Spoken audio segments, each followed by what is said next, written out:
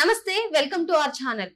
వివాదాస్పద దర్శకుడు రామ్ గోపాల్ వర్మ ఆయన వ్యూహం సినిమా ప్రమోషన్ లో భాగంగా ఇప్పటి CM Chandrababu, deputy CM Pawan Kalyan, అదే విధంగా లోకేష్ గారులపై అనుచిత వ్యాఖ్యలు చేసినందుకు గాను ఆయనపై కేసు నమోదైంది. మరి ఈ కేసును కొట్టివేయాలంటూ ఆయన హైకోర్టును ఆశ్రయించారు. దీనిపై చర్చించడానికి మనతో సిద్ధంగా ఉన్నారు సీనియర్ జర్నలిస్ట్ మాణిక్ గారు. సార్ నమస్తే. సార్ నమస్తే. సార్, మరి తనపై నమోదైన కేసును కొట్టివేయాలంటూ ఆయన హైకోర్టును ఆశ్రయించారు. మరి దీన్ని మనం ఏ విధంగా చూడాలంటే, ఆయన అనుచిత వ్యాఖ్యలు చేయడం, ఆయన ఎంత వివాదాస్పదంగా వ్యాఖ్యలు చేస్తారో మనకు తెలిసిన సంగతే. మరి ఇలాంటి ఇప్పుడు అసలే సోషల్ మీడియా యాక్టివిస్టులపై చర్యలు తీసుకుంటున్న వేళ ఆయన ముందుగానే తనపై కేసు నమోదైంది, ఆ కేసును కొట్టివేయాలంటూ హైకోర్టును ఆశ్రయించాలా అని మనం ఎలా చూడాలి? రైట్. జగన్మోహన్ రెడ్డి ఏది చెబితే అది, జగన్మోహన్ రెడ్డి వ్యూహం ఏదైతే ఉంటుందో రామ్ గోపాల్ వర్మ వ్యూహం అదే. ఇతను కేవలం డబ్బు కాశపడి జగన్మోహన్ రెడ్డి సంతృప్తి పరచడానికి లక్ష్మీస్ ఎన్టీఆర్ కావచ్చు, యాత్ర కావచ్చు, అలాగే వ్యూహం కావచ్చు, కేవలం డబ్బు కాశపడి వ్యక్తిత్వ హరణాలకు పాల్పడే విధంగా ఆయన మూవీస్ తీసిన మాట వాస్తవం.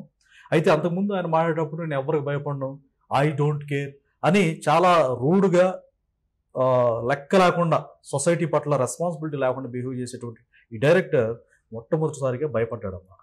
ఎందుకనంటే హైకోర్టును ఆశ్రయించాడు. నన్ను బొక్కలేసి చెప్పుకొట్టి పెడతారని చెప్పేసి అది కొట్టేయాలంటూ హైకోర్టును ఆశ్రయించాడు.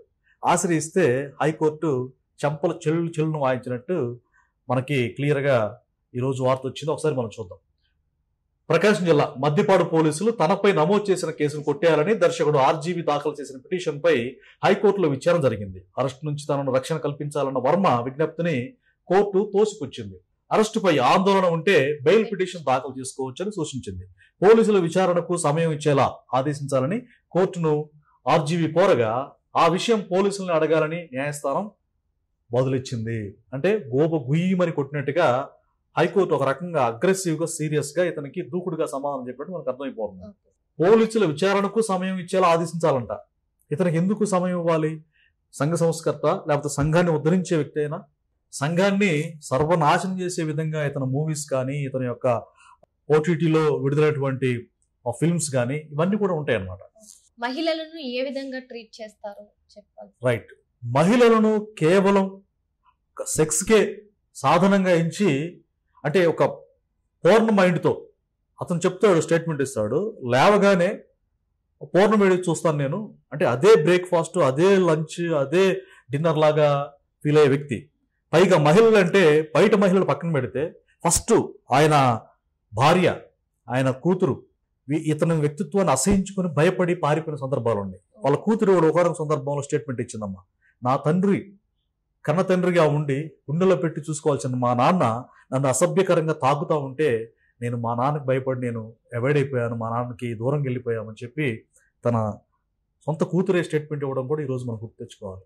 అలాంటి వ్యక్తిని జగన్మోహన్ రెడ్డి సెలెక్ట్ చేసుకున్నాడు. చూసారా, జగన్మోహన్ రెడ్డి వ్యక్తిత్వం ఏం లేదమ్మా.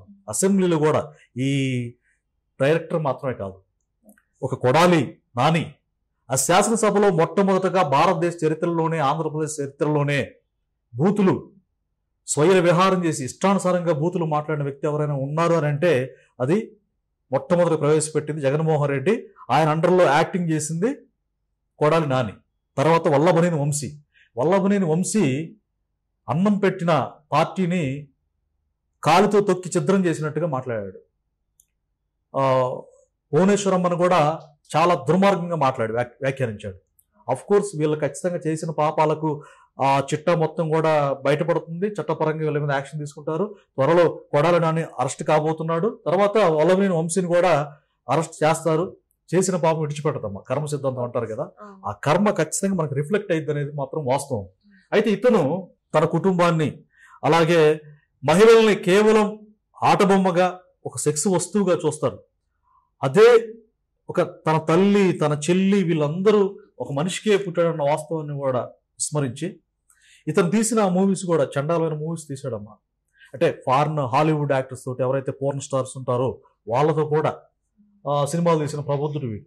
కాకపోతే ఇలాంటి వ్యక్తి కోర్టున, అంటే హైకోర్టు మొత్తం అబ్జర్వేషన్ చేస్తుంది కదా, దేన్నైనా సరే దేనికి నేను అధైర్యపడను అన్న ఆయన ఇప్పుడు ముందస్తుగానే కోర్టును ఆశ్రయించడం, కోర్టుతో మొట్టికాయలు వేయించుకోవడం మనం ఏ విధంగా చూడాలి? రైట్. ఏ అంటే పరిస్థితినైనా ఐ డోంట్ కేర్ అంటూ ఆయన సమాధానం ఇస్తూ ఉంటారు. అవును. కానీ ఇప్పుడు ముందస్తుగానే కోర్టును ఆశ్రయించారు. ఎస్, దీన్ని మనం ఎలా మీరు అన్నట్టుగా ఇంటర్వ్యూలో కూడా చాలా ఎక్స్ట్రాలు చేస్తూ ఆ ఇంటర్వ్యూవర్ని కూడా ఎవరైతే హోస్ట్ ఉంటారో వాళ్ళని కూడా లెక్క లేకుండా నేనే పెద్ద మేధావిని, నాకే మొత్తం తెలుసు, నేనే పెద్ద పుస్తకాలు చదివాను అన్నట్టుగా చాలా అహంకార ధోరణితో మహిళలతో ఇంటర్వ్యూ చేసేటప్పుడు కూడా తన అందం గురించి లేకపోతే తనలో ఉన్నటువంటి ఆ భాగాలను వర్ణించడం ఇట్లా మాట్లాడటం మనం చూసాం చాలా వీడియోస్లో.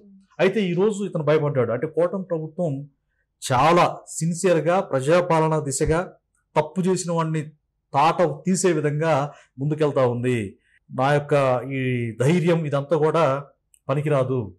ఎందుకంటే జగన్మోహన్ రెడ్డి ఉన్నప్పుడు ఇతను బలుపు కొనసాగింది. కానీ ఇప్పుడు కూటమి ప్రభుత్వం వచ్చాక, ప్రజాపాలన వచ్చాక తాట తీసేటువంటి ప్రభుత్వం వచ్చింది కనుక నన్ను ఖచ్చితంగా జైల్లో పెడతారు, చెప్పుకూడు తింటాను లగ్జరీగా. అంటే ఆర్జీవీ డెన్ అని ఒకటి ఉంది, అది జగన్మోహన్ రెడ్డి బ్లెస్సింగ్స్ తోటి కోటాను కోట్లు ఉన్న జగన్మోహన్ రెడ్డికి ఇతను కొన్ని కోట్లు అట్లా ఇసిరేశాడు, కుక్కకి బిస్కెట్లు వేసినట్టు విషం జిమ్మాడు. ఈరోజు ఆ విషమే కాలకోట విషం వీళ్ళందరూ కూడా చుట్టుకుంటా ఉంది. ఇప్పుడు చాలా మంది ఐఏఎస్లు ఐపీఎస్లు ఇరుక్కుంటా ఉన్నారు.